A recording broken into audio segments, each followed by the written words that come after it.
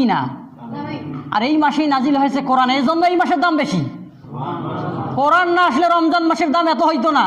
অন্য অন্য মাসের যেরকম সম্মান, এই মাসের সম্মান সেরকম থাকতো। এই কোরআন আসার কারণে এই মাসটার দাম আল্লাহর কাছে বেশি হয়ে গেল, আমাদের কাছে সম্মানিত হয়ে গেল এই মাসটা। আল্লাহর কি কোনো দিন খারাপ আছে?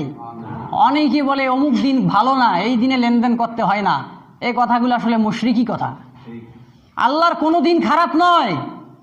আল্লাহ কি দিন বানাইছে তার বান্দার অমঙ্গলের জন্যে? আল্লাহ তো আপনার আমার মঙ্গল করে বিধায় রোজা না রাখার পর এখনো সুস্থ আছি, খানা খাচ্ছি আমি আপনি। আল্লাহ তো একটু চাইলে আপনার জবানটা বন্ধ করে দিত খানা খাওয়ার জন্য, আপনি খানাই খেতে পারতেন না। রমজান মাস অনেক সময় দেখা যায় আমাদের মুসলমানদের দোকান দিনের বেলায় পর্দা টানা। কেন? এখানে কে খাবে? হিন্দু খাবে। হিন্দু তো দিনের বেলায় মুসলমান দেখলে এমনিতে 100 গাছ দূর দিয়ে হাঁটে, কয় ও রোজা আছে, আমার মুখে গন্ধ থাকতে পারে। কিন্তু আমার আল্লাহ কি বলতেছেন? রোজাদারের মুখের গন্ধ আমার আল্লাহর কাছে মিশকো আম্বারের থেকে দামি। শুধু তাই নয়, অনেকে বলে হুজুর আমার গ্যাস্ট্রিক, রোজা রাখতে পারি না, গ্যাস হয়। এটা আপনার বড় ভণ্ডামি। রোজা থাকলে গ্যাস্ট্রিক কমে, ভালো হয়। আপনার গ্যাস কেন হয় আপনি তো বোঝেন না।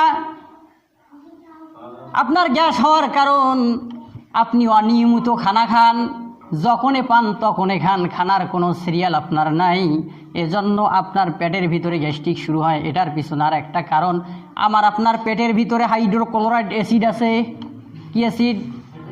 হাইড্রোক্লোরাইড অ্যাসিড আমার আপনার পেটের ভিতরে আল্লাহ তার কুদরতি পার্লামেন্ট থেকে দিয়েছে।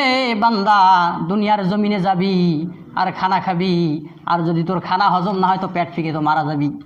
আর বলবি আল্লাহ বানাইছে তো হজম করার বুদ্ধি কেন দেয় নাই?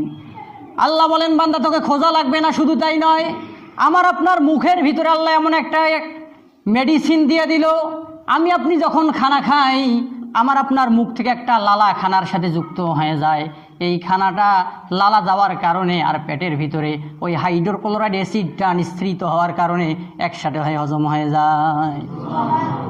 এখান থেকে আমার আপনার রক্ত তৈরি হচ্ছে, চর্বি তৈরি হচ্ছে, বুদ্ধি তৈরি হচ্ছে।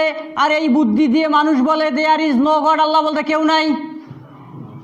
এ বুদ্ধি কি তোর বাবা তোকে দিয়েছে? বুদ্ধি দেওয়ার জন্য তুই যে ছোট থেকে খানা খাইস, প্রোটিন জাতীয়, আমিষ জাতীয়, ক্যালসিয়াম, ফসফরাস জাতীয় খাদ্য খাও, এগুলো খাওয়ার পরে এই প্রোটিন তোর মাথায় গিয়ে বুদ্ধি হয়েছে। কি বলেন আপনারা? আবার একটা কথা, রোজা থাকলে গ্যাস্ট্রিক ভালো হবে, হবে কি না? রোজা রাখলেই গ্যাস্ট্রিক ভালো হবে। আর যে রাখবে না দিনের বেলায় রোজা, রমজান মাস খানা খাবে, ওর গ্যাস্ট্রিক আরও বেশি হবে। কারণ ওর উপরে আমার আল্লাহর লানত।